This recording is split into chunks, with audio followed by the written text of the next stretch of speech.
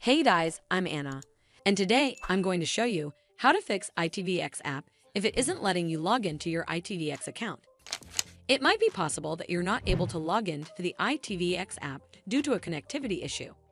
So first of all, you need to make sure you have a strong and stable internet connection.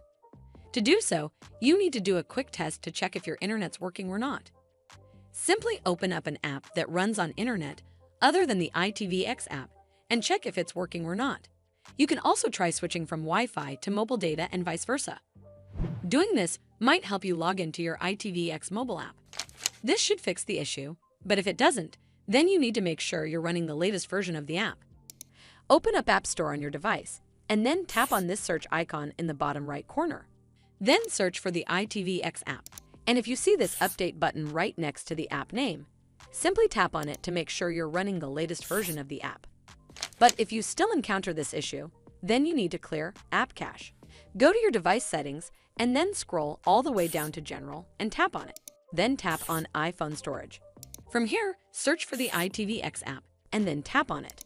Once you're on this screen, you need to tap on Offload App. Tap again to confirm.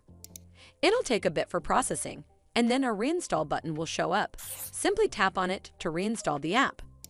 This should fix the issue, but if it doesn't, then you need to completely reinstall the app. Follow the on-screen instructions to navigate all the way to the app page. Once you're on this screen, tap on Delete App to uninstall the app from your device. Once uninstalled, you need to open up App Store and then search for the ITVX app right over here in the search bar, and then click on this Get button to install it back on your device. Well, that's how you fix ITVX app if it isn't letting you log into your ITVX account. I hope you found this video helpful, and if you did, make sure you give it a thumbs up to see more videos like this, and don't forget to hit that subscribe button.